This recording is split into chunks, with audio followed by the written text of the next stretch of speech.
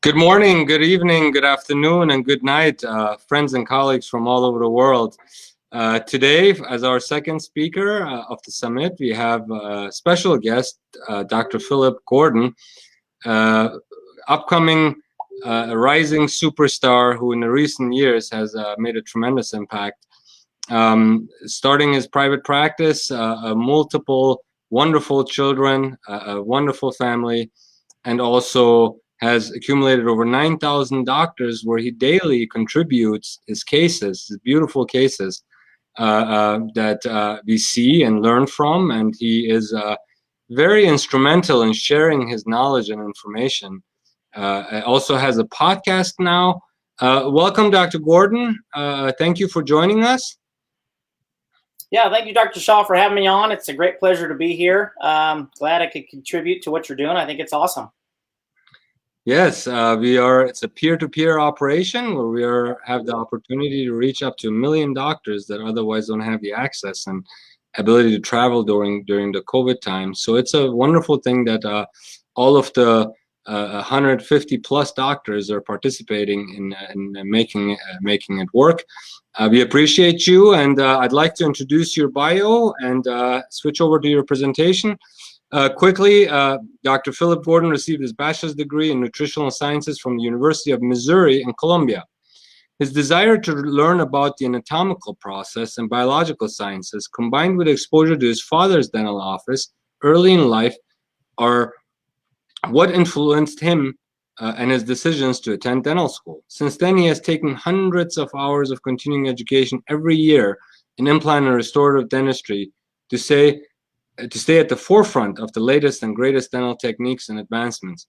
He's an active member and an associate fellow of the AAID and is pursuing his diplomat status currently. In addition to hosting the podcast Dental Implant Practices, he mentors and coaches other dentists to advance their dental practice and is a faculty at the Implant Pathway Clinic teaching live implant surgeries. I see him frequently fly out to Arizona and do those. They're wonderful. Dr. Philip Gordon wants to help general dentists to integrate implant dentistry successfully into their practice and make it practical and profitable. That's quite a noble mission, considering that just in the US, a first world country, we have 500 million missing teeth and only 2 million implants placed. There are simply not enough specialists to do this. And the numbers are staggering worldwide to the tune of 2+ billion people that need this type of services.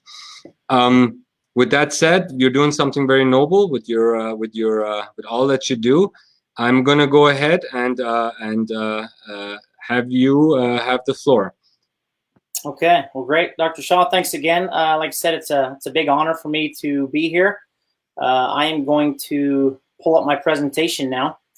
So. Let's see here. Yep, I think I've got it here. So what I want to talk today about is in-office lab and implant pricing. You know, when I got into the game of implants, I was very new into the clinical aspect, but then also even newer on the business side and the lab side. And so those were very confusing aspects to me. But just doing things over time, I learned, you know, there's lots of different ways to do things, and neither is right or wrong. They're just all different, right? And so the things I'm going to show you today are just some of the things I'm doing. Not necessarily that anybody has to do them this way, but these are just one way to work. And hopefully if there's a better piece you can grab from that, great.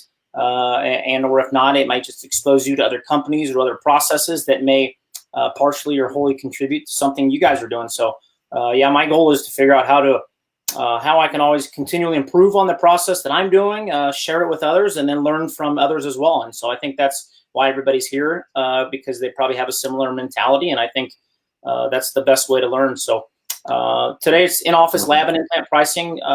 I'm a general dentist in Leawood, Kansas, which is part of Kansas City. And so if anybody's familiar with Kansas City, it's right in the middle of the country. And if you're not, it's a nice little town, but nothing too fancy, just normal people making a living and all that. Here's my wonderful wife and my beautiful kids. We've got 2 boys and 2 girls. Philip, sorry to interrupt you. We cannot see the presentation. Can you go back into there you go. Go here, play from current slide. How about here? I can see it right now. Let's get it back onto the screen. Perfect. You have it. Okay, so here's me. It's a picture I took from my office, and just try to have some nice photography for the office. Here's my kids and my wife, and they're, the reason I do all this is to do things with them. My wife's really allowed me to do a lot as far as work. It's a passion of love for me, but it is a lot of work. But it all comes back to, they're the reason I do a lot of the things that I do, and then.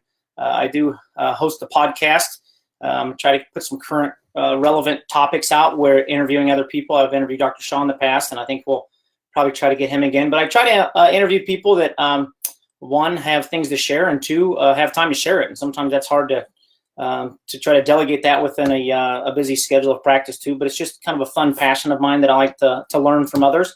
And so I thought the best way to learn was to call people that know more than me and ask them all their secrets and share them with others. So I'm always welcome to share my space too. So if anybody wants to come see me in Kansas City, we've got hopefully good football playing this fall if things get back to normal, and good barbecue. But let's get into the implants today and the lab process. So, I think when people look for presentations, they always look for a magic answer. And unfortunately, I tell people there's not always a magic answer or a silver bullet, but usually what we find is you just have to start the process. And hopefully today what I'm going to show you is how to put that process in place that will and can succeed over time. And it just takes effort and ability. I think everybody, has some of that. So, the things that I realized I didn't really fully understand when I first started was how much money am I spending on implants, parts, and lab fees for my practice. And then, what results was I getting at what cost, right? So obviously, you can see your bills at the end of the month, but then you need to break down per implant, per part, per lab.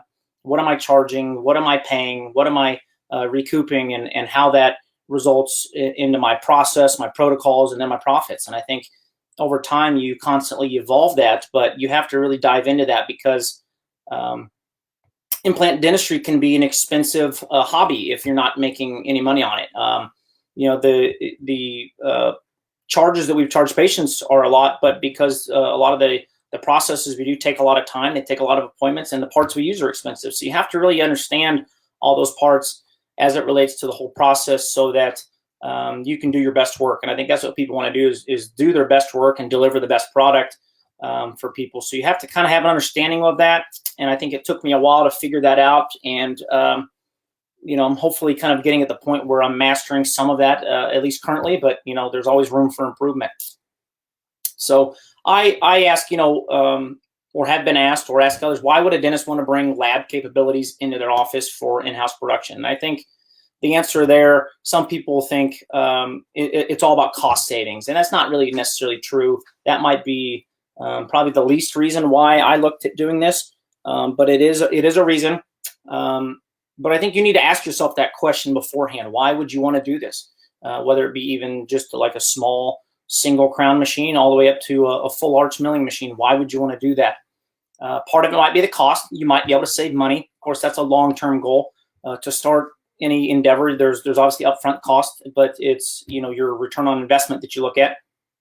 It might be time. Obviously, time is money, but time, you also may have reduced turnaround times, sending things to different labs, either across the state, country, or the world. Obviously, there's shipping.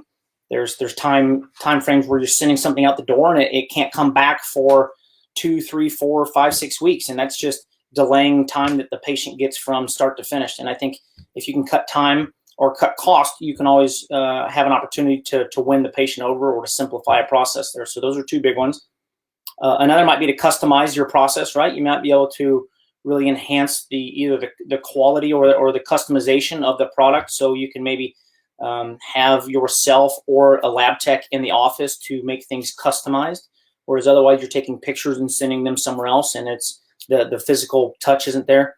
And with that comes communication, right? So better communication with a team approach, I think, can get you a better result, right? If my lab tech can walk in the operatory, see the patient, meet the patient, talk to them, get an understanding of their needs, wants, and desires, I don't have to transfer that to a third party. That's just information. We're all in the room together, and we see things clearly. And then quality, I think you can, not that we're doing anything better than any other lab, but we can bring all those things together to give a quality. Doesn't necessarily mean it's the prettiest or whatever. It can just mean it's something that really fits that patient's needs and desires. And I think you pour your heart into your project because you're working on the patient. I feel like maybe the lab tech at the bench who's never met a patient might pour their heart into a little more if they were meeting the patient at the impression and delivery stage and seeing their work go into the mouth. I think there's just a little more ownership of our product when we see where it's going, right? So I think those are some big reasons that lead me into why we would want to invest in office laboratory. And then another good question is, where do you start building a lab in your office, right? What do you have to do? It's like where to even start, right? And I think that's kind of another big question. How would you even go about this process? And for me, myself, I know my limitations of skill and time. So I wanted to bring in a full-time laboratory tech to facilitate everything that needs to be done. I didn't want to try to do two things at once. I didn't want to try to dabble in something I wasn't good at or didn't know about. I understand the fundamentals of it, but that's not my specialty. My time and efforts are working on the patient. And so I wanted to find the right lab tech, and then I needed to get the right equipment. Obviously, this isn't necessarily the same equipment that you're buying, maybe a CIRAC mill or something else. It might be different equipment, right, that laboratories are using that dentists aren't familiar with. And then getting the right supplies. So once you have the equipment, the supplies that you use might be different as well. And then developing systems. So I think these are things that you've got to think about ahead of time and get a plan for. And for me, it started with finding the right lab tech. I knew that I could provide them equipment, supplies, and develop systems, but it's about finding that right person that I could bring in and work with, and they had similar goals with their career that I had with mine.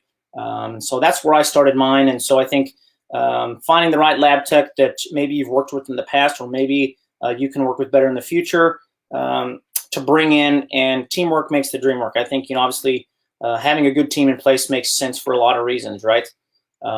So we look at labs. We all know Glidewall Lab. Whether you love them or hate them, we all know about them, right? That's not the point of what we want to do. We don't want to compete with Jim Glidewell. That's not what I want to do. I just want to have my personal little custom niche Gordon lab, right? Here's my logo. Here's my office. My patients may or may not ever see my lab. Sometimes I bring them back and show them. Sometimes I don't, but that's okay. I'm not trying to mass produce things here. I'm trying to just make my little corner of the world better. So that was my goal, to make the things that we were doing for our office better, and for my patients better, and for my own internal processes and self kind of development better. So I would say don't spin off all your extra cash. A lot of people get into the cycle of how can I make more money in dentistry and this and that, and shrink my overhead and this and that. Sometimes, you have to reinvest in yourself or your company, right? And so I think putting cash back into the company, sometimes it means better training, better systems, better staff.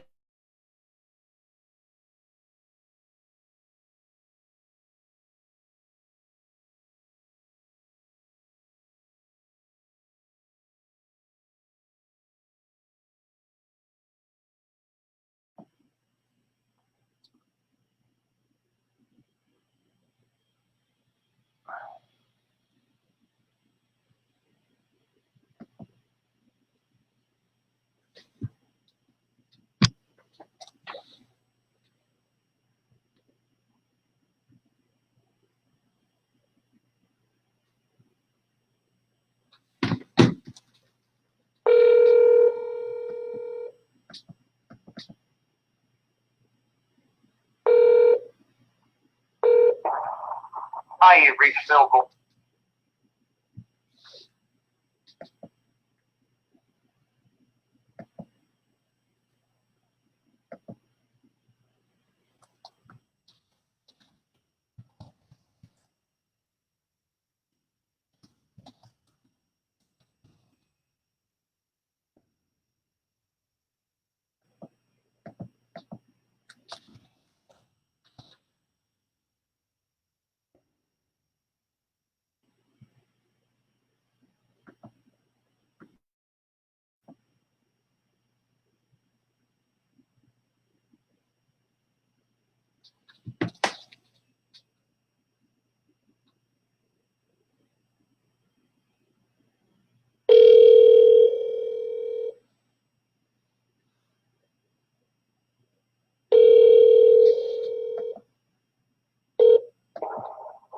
Hi, you've reached Bill Gordon. Please leave a message at the tone. Thanks.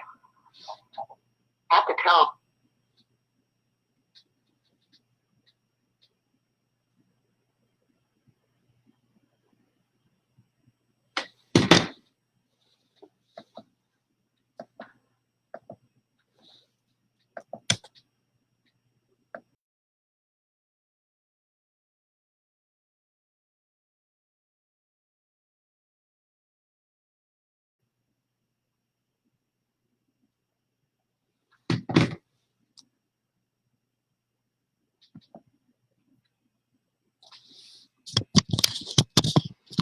Hi, please bear with us while we have some technical difficulties here, waiting for Dr. Gordon to come back in. Just a few minutes, please. There he is. And let's get Dr. Phil Gordon back in.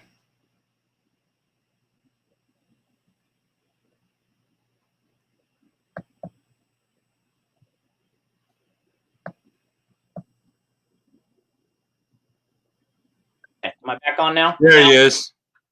There he is. Okay. The world almost lost you there, Doctor. All right. So where did I drop off there? Sorry about that. I think about 1 minute ago. And could you kindly put the presentation back up so I can get it on the screen? Yeah. So let's see if that's it. Okay. So we back on maybe? Let me see if I got your there. No.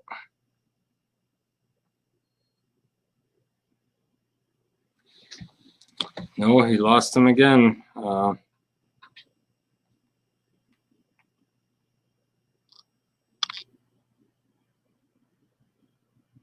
come back on shortly.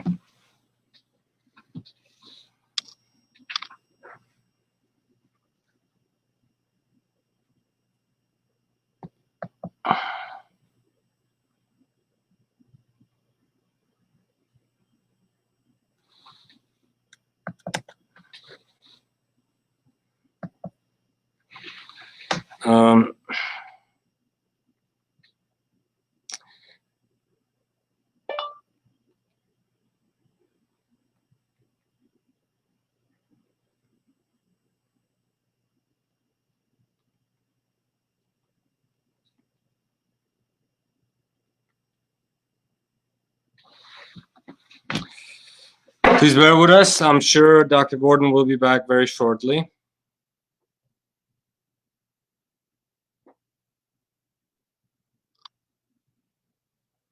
There we go.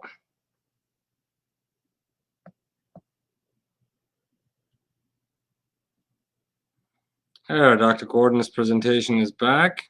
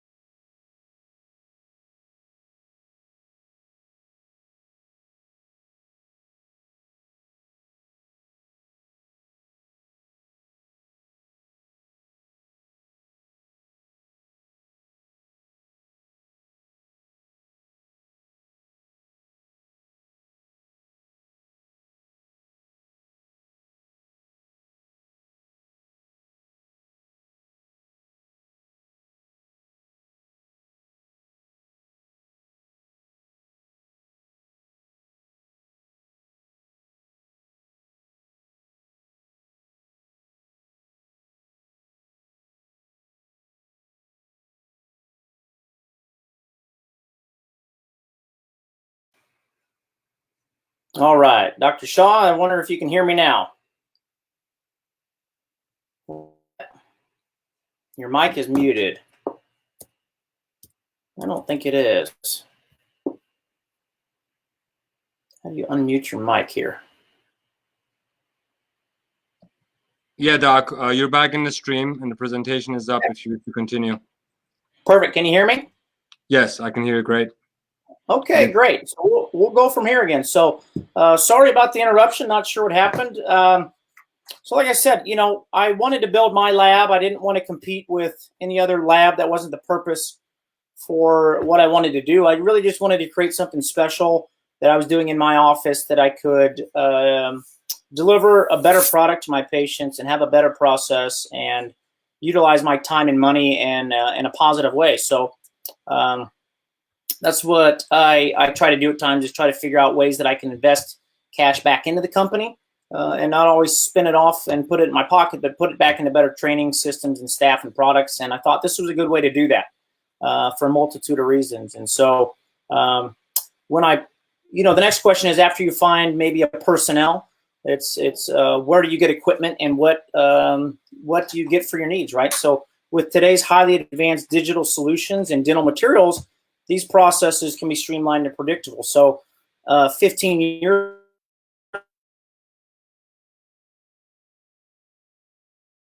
making porcelain fused to metal, and things are much more complicated with that. We had limited ability to have zirconia that was lifelike and strong and adaptable for what we need today. And and then the CAD/CAM solutions weren't really readily available for this either. So within the last 5 or 10, or really in the last 5 years, with the advancements of multi-layer or full-strength zirconia, we can make very aesthetic and strong restorations that we couldn't make years ago. That plus the addition of the software and the imaging that we have now, now's the right time to be able to blend those things together, of the technology and the materials, in a way that makes sense to deliver processes that weren't possible years ago, right? So that's kind of what led me to look at this now as opposed to earlier, was the development of the material and the technology, right? So a company that I looked into was Articon, and they were kind of 3D printing and milling experts, and they were located in Southern California. And so I became familiar with this group through some other people that I know, and I don't have any other affiliation with them other than they're kind of who I went to buy some of this equipment, and they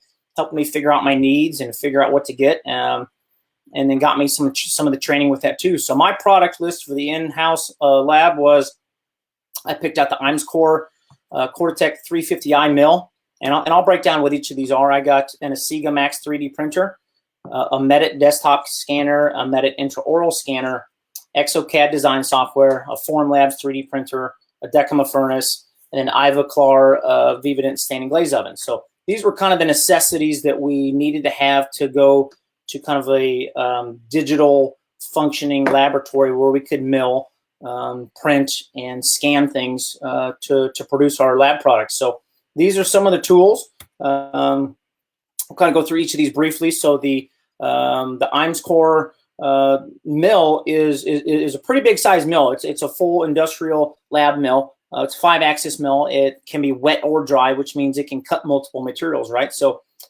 dry materials might be zirconia or wax or PMMA, and wet materials might be for cutting like titanium or Emax, right? So it can do wet or dry environments, and then with the axis means the movement that it can do and the types of drilling sequences it can spin out.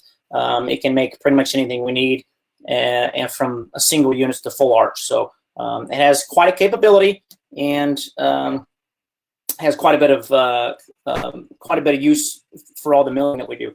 The printer that we got was a 3D printer. It was the Asiga Max 3D printer. It's kind of higher up on the scale as far as cost. It's not the cheapest printer, but it does print very predictable. So it comes down to, I think they measure these in the microns of, how the details are. So this is our kind of a detailed printer when we need things of very high definition and detail, like crowns and margins and dies and things like that. That would be done on this printer. So it's a 3D printer.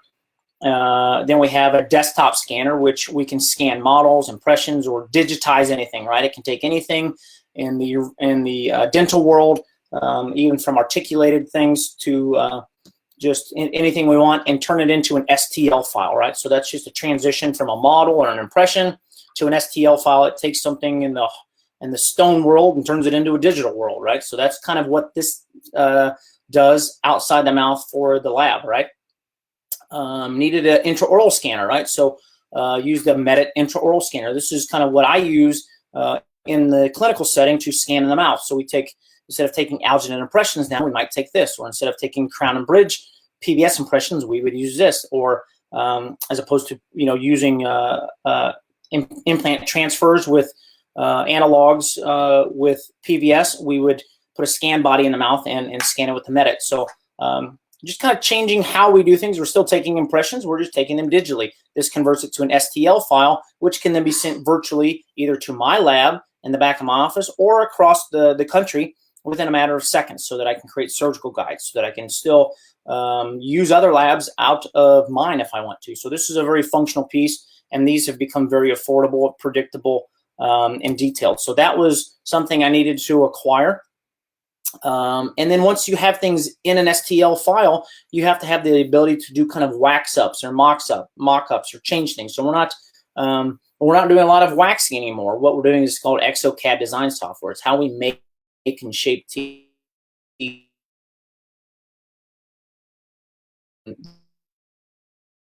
on models and do it in a design software. So this is kind of where all the design work's done on ExoCAD. We picked up another printer, which was the Foreign Labs printer. They were kind of one of the early ones on the scene. This one just kind of does other models, maybe opposing models or other things. We can print two things at once that isn't as high definition, but it is definitely a workhorse. So we got another printer for that as well. Once things come out of the mill, they usually need to go through some sort of furnacing if they are zirconia. So we have a furnace, which then kind of cooks and processes the zirconia. And those go up to 2,000-ish degrees or so, and can really cook things to a high heat, and it bakes it into its final state, right? So it bakes the zirconia, and so this is something that these can run up to overnight, even 12, 16, 18 hours, depending on some cycles for fullers cases. So definitely a unique piece here, and they have different sizes and settings on those, but this is the one we settled with. Shouldn't say settled with, this is the one we chose.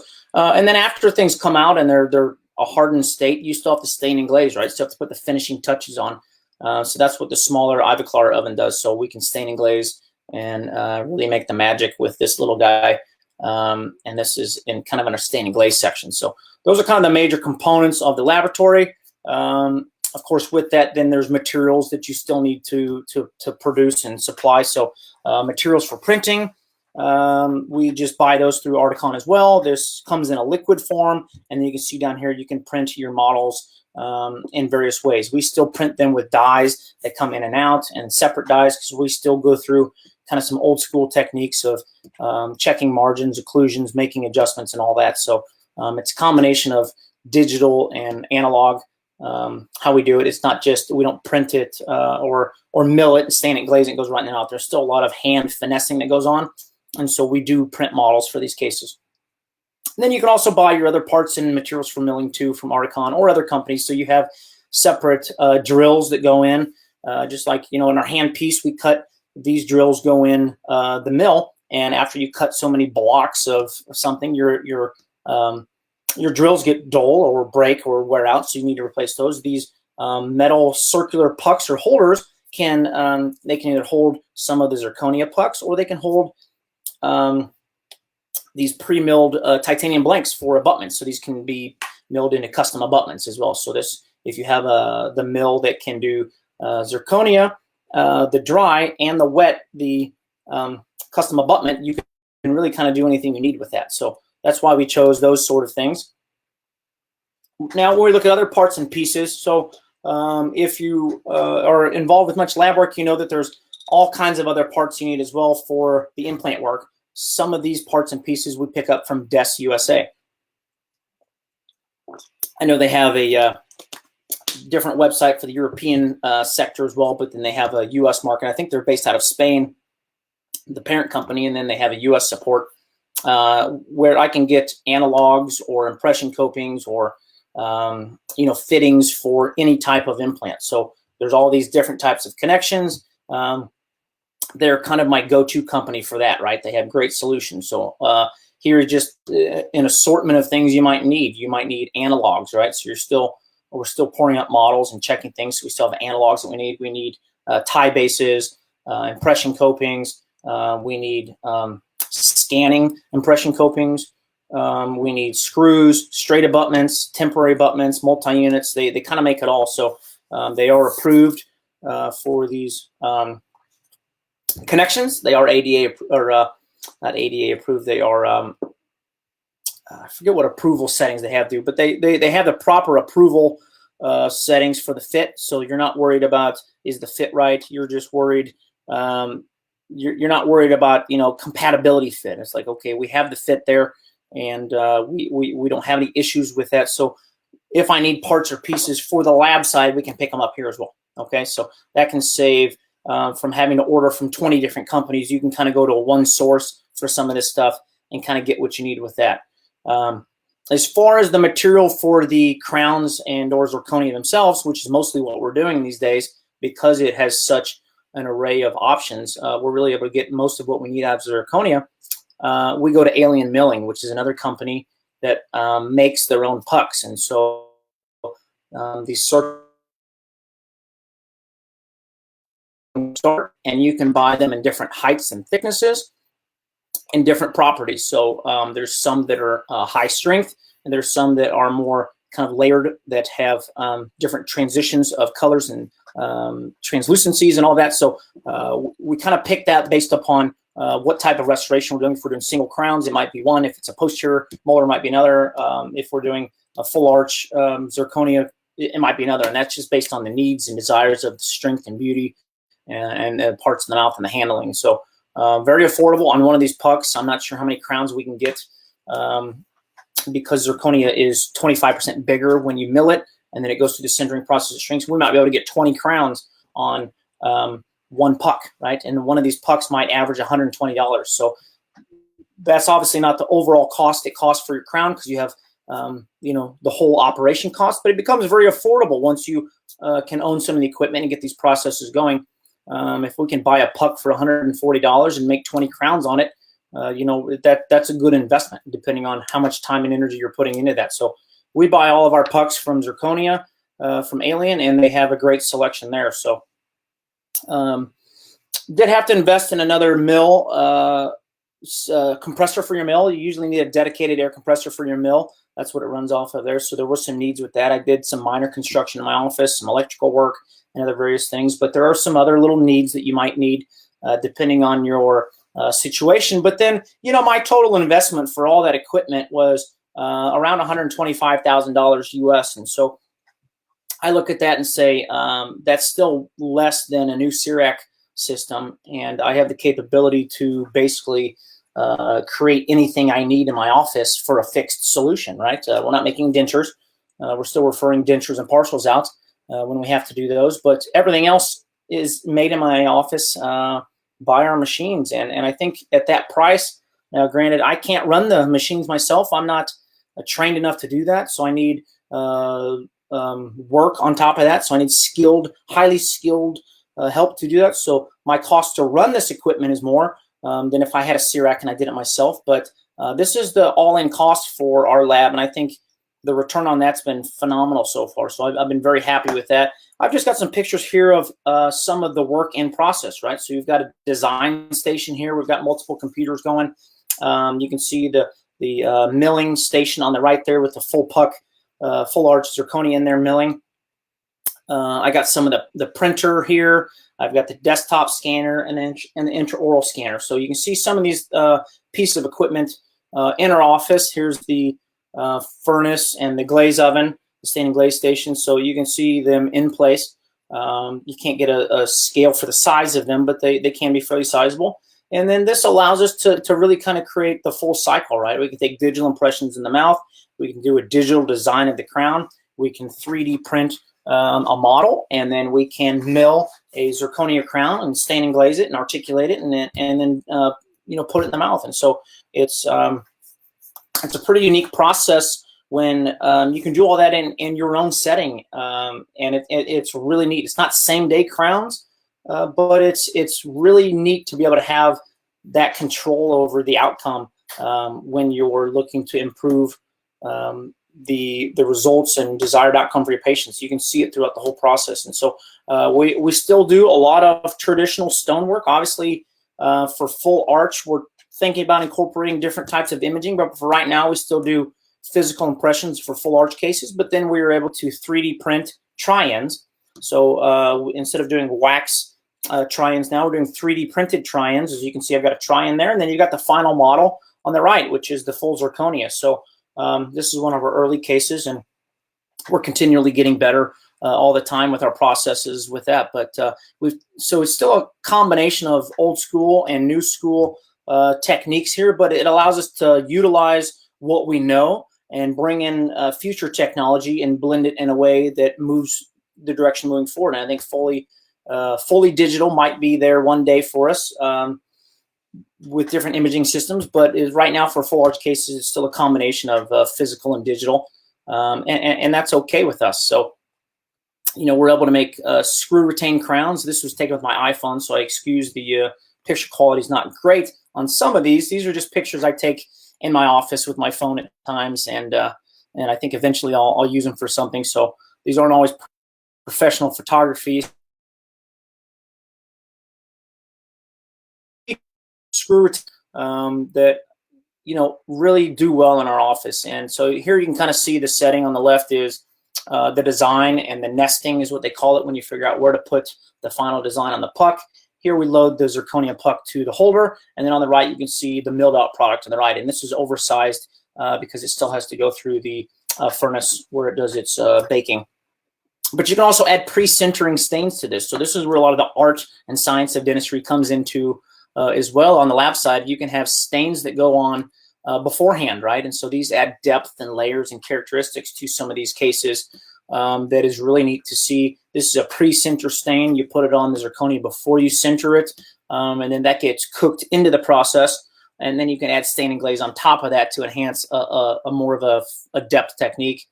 Let me go back here just a moment. We buy this through Articon as well. And so, but I think you can buy this stuff anywhere. The pink porcelain that we stack on top of the gums, that might be the only thing that's not truly milled. We might add some porcelain on the gums, which is okay because that's a non-strength bearing area. And that's to give it more depth and feel and lifelike too. And we buy that from GC America. So they've got a full lineup with pink porcelain, stain and glaze. And obviously this is beyond my skill level, but your trained technician and or getting a technician and having them trained on it, once they're doing this daily, can get very, very good results with this. And so GC America Stains and Glaze. So we use their stain and glaze and their pink porcelain to finish off our crowns and our full arch restoration. So you have to have kind of a dedicated area to sit down and do your artwork. And it is truly an artwork. And you really appreciate the detail that goes into this once you see it up and close. It's different to put something in a box and say, make it and get it back. But really knowing what goes into these projects, I think you really get much more respect for the laboratory process on that side. And then you can see here's a case we were working up. You can see we were still going through the final stages of this product. But you can see here on the left, we've got kind of a converted denture, right? Still just converted denture day of surgery, not anything that advanced. But then in the middle, we've got the stone model that we poured up, still not terribly advanced. But then we've got printed try-ins on the right, okay? And so that's where we're kind of picking up the digital from there. And then from there, we're able to make this final zirconia restoration here. This was a case that we did on, I believe those were Neodent implants. And you can see we're able to, this is the final product out of our lab. And this was, once again, we started this patient's upper arch. We'll have some more to do with his lower.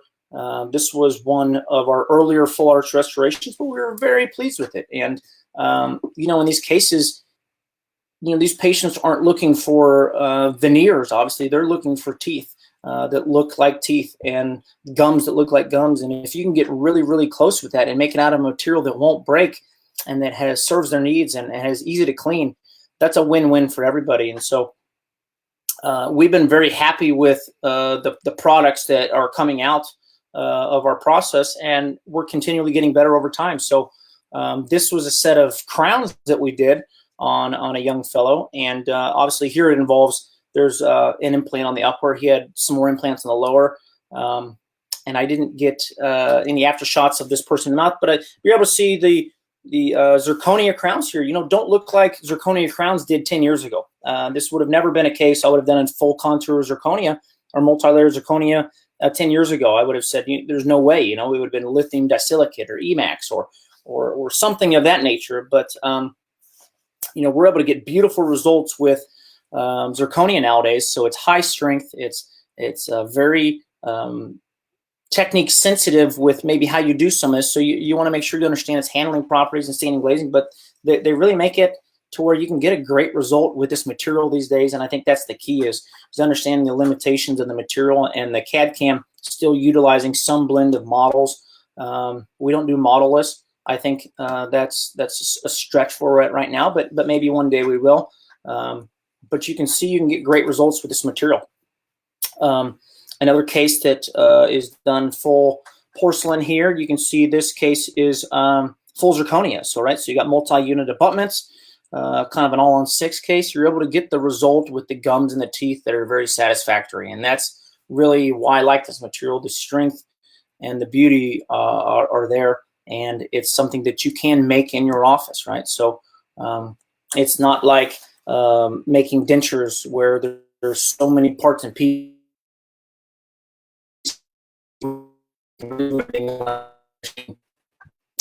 So now, that comes down to, okay, we have these services and we know what to do now, but how do we price our services? And that kind of comes down to too, and to where we're making a profit. Obviously, this is a business. We earn our living this way, so we have to be able to have a profit, and I think that's what we look at.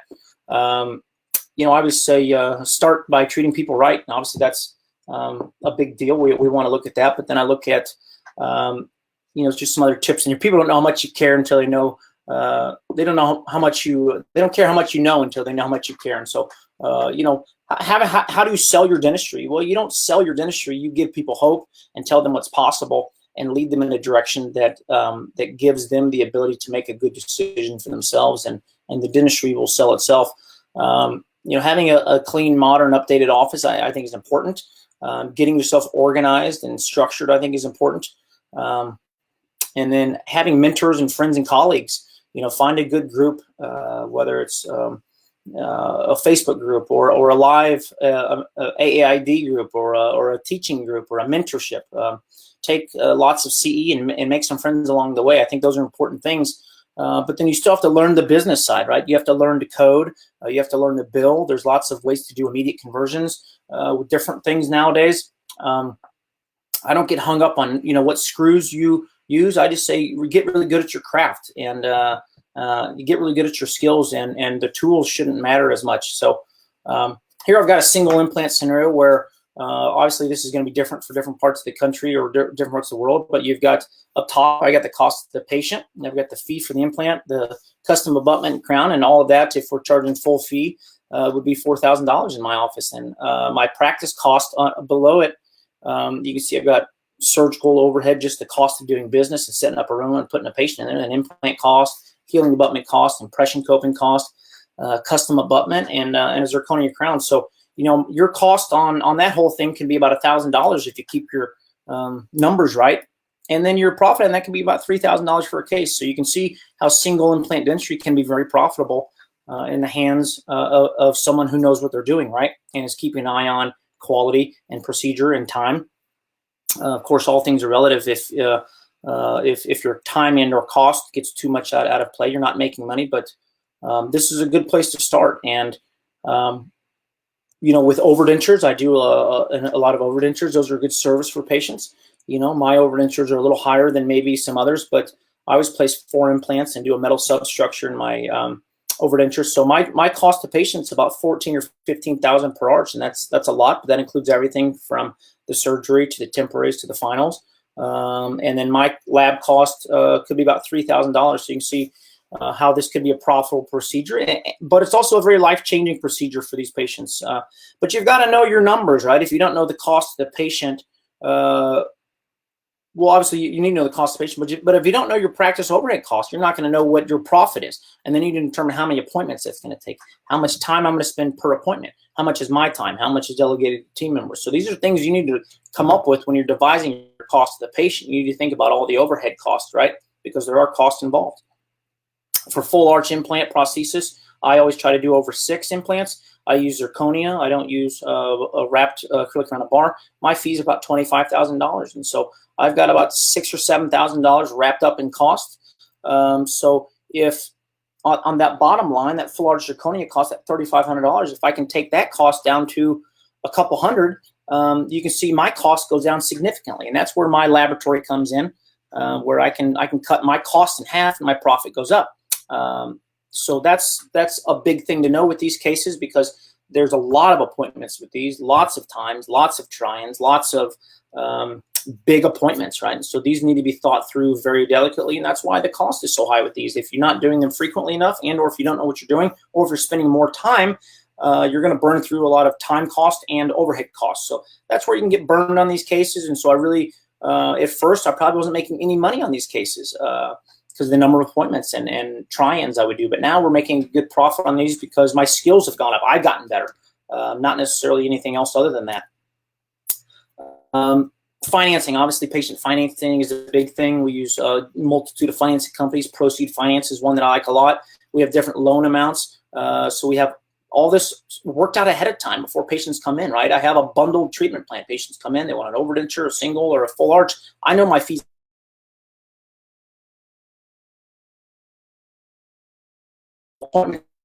Everything bundled, so it's not line item ticket. I hand people, say, here's what you need, or here's what you want, here's what I can deliver, and here's how much it costs. And then we just spend out time thinking, can I do this? Can I afford it? Do I want to do it here? And get started. We're not looking at, I don't have to think about all my overheads and things ahead of time. I already know it, and I give it right to the patient there. And they like the fact that I can do it all in one place with one fee at one time. And so that's a convenience for them, and it's a convenience for everybody. So things that I imagine other people might be struggling with when thinking about introducing a lab in their office: will this work?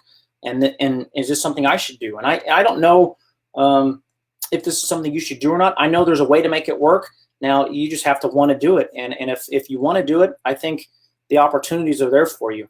You know, for me, it started with the why. My fundamental why is to deliver the best quality product I can to my patients, to continually learn and continually get better and improve upon the things that I'm doing. And so it fell within my why. And so it was something that I moved forward with. So restorations with zirconia now, it's like I said, it's not what it used to be, right? But you have to get the right parts and pieces. And I think that's the important thing here is you can't just use anything off the counter. You really have to get the right equipment. And so I have a couple cases I'll run through here real quickly. These aren't to show off anything surgically, but these are to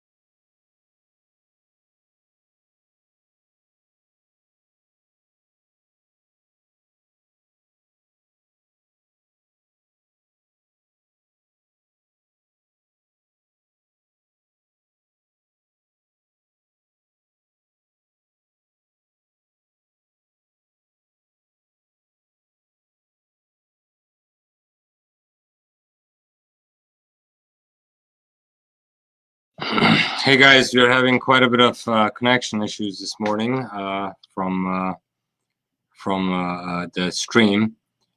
Please bear with us while we get Dr. Gordon back online here.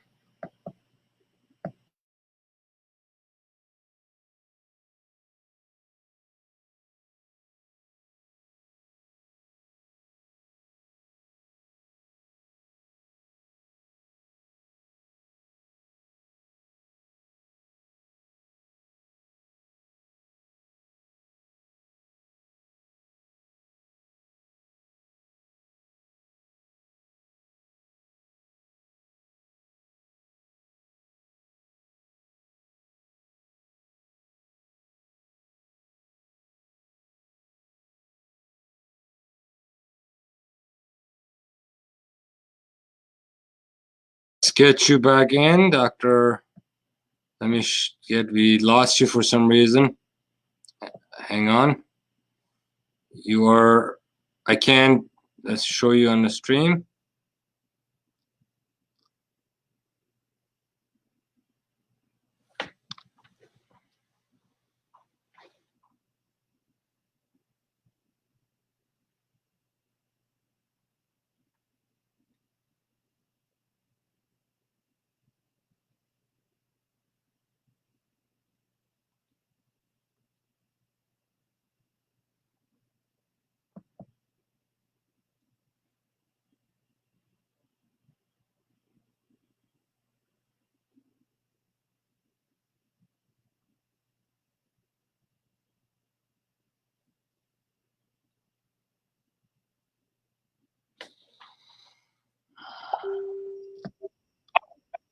You're back in. Yes, you're back in.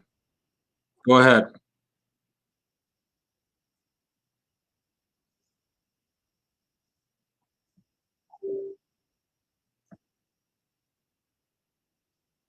What we're dealing with there, but you can get a very nice shade, you can get a very nice result, you can get great functionality. And at first I was just using zirconia for posteriors, but with the ability, with the cosmetic lifelike of it now, we're able to get really aesthetic results. And so we're using it all over the mouth. And obviously, some of this comes down to surgery. You have to do the surgery right. Where does the implant go? And how what are we doing with implantology these days? That's not what this presentation is about. Some of this is just about the materials, right? So this material here, we can't see you, but that's not important. Okay, you can see my slides though, right? So yes, here we can. Still taking physical impressions at this point, but what I was wanting to do was just find a material that would be adaptable. And so here we even went higher up in shade value, and the patient wanted to bleach. And so we are able to get higher shade values. With some of these patients, they come in and they were hard on their teeth, right? That's what lost to full edentalism. And they're going to be hard on their next set. So when we're doing these multi-unit full arch cases, we need to have a material that's strong, that's not going to chip, that's not going to break, that gives the beauty that we're looking for. And you see, this is full strength zirconia right here. And this is beautiful work, but I think that's what this is about.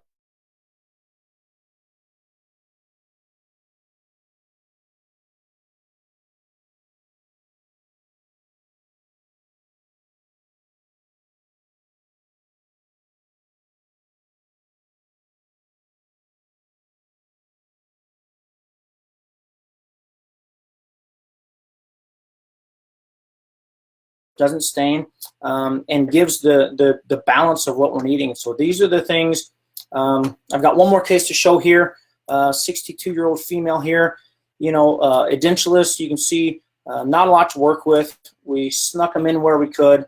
And so, I need a material for this gal that not only will be strong enough to support her dogs, but also beautiful enough to give her what she needs. So you get pink porcelain, and you stacked on there. You can get full zirconia, and you can see with the results, these are the kind of things patients want nowadays. So when they walk in your office, they don't want plastic teeth. So moving to something where you can do in-office milling can give you what you're looking for, because it's about repairing hope for these people and these patients. And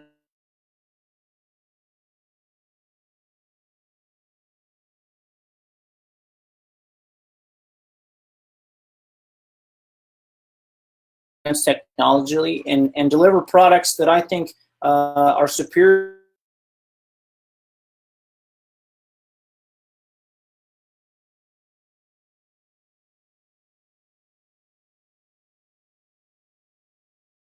Right out of the gate. And when you start the journey of trying to incorporate laboratory processes in your office, it's going to be some learning periods. But I think the journey is worth it if you're willing to put the energy in. And I think if you're looking to improve upon your skill sets and what you can do and what you can offer patients and improve things, looking at potentially doing in-office lab milling, I think is a good choice. So here's my contact information. If anybody ever wants to get a hold of me, they can do so. I'm in Leawood, Kansas, which is in Kansas City. So if anybody ever wants to get a hold of me, you can come to Kansas City and see things for yourself. And if not, you can listen to me on the podcast or check me out on Facebook. I put out free content just to share with people what I'm doing, not to say what I'm doing is right or wrong, just to share and create an open environment. So with that, I think we will maybe end with some questions here. So Dr. Shaw, would you want to turn it over to a question period now and kind of go from there?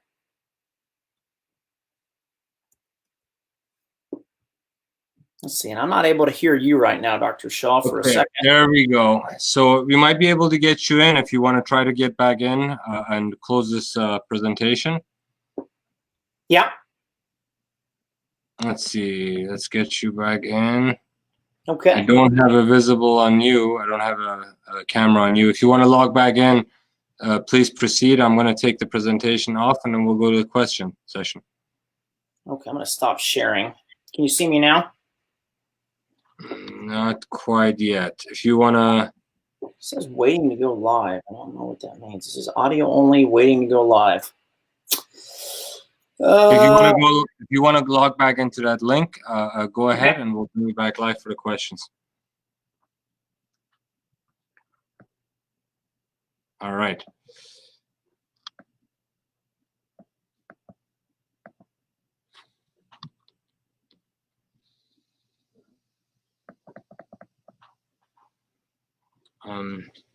There we go. Let's bring the doc back in.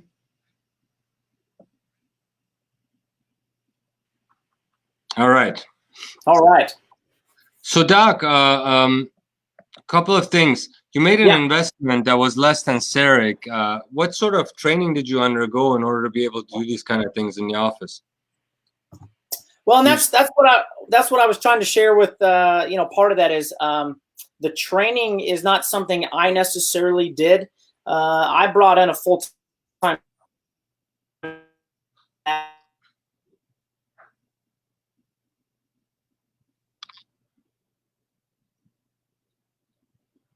Okay, we lost him there again.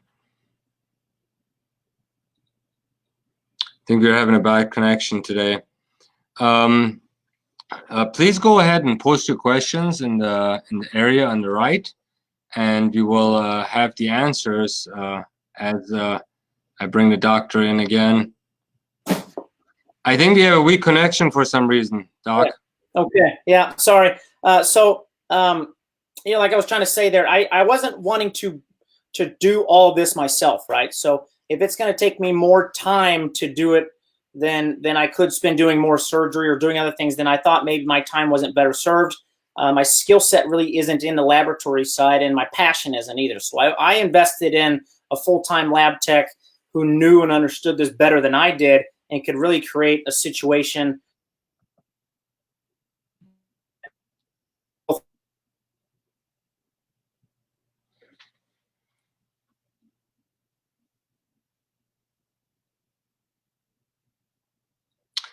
Yeah, I think due to technical issues, we're going to go ahead and put the questions off to the side and answer them by Dr. Gordon afterwards. Thank you all for tuning in for this session. We really appreciate it. We have some exciting speakers tomorrow. Feel free to tune in for additional webinars to come. Thank you so much. All right, bye-bye.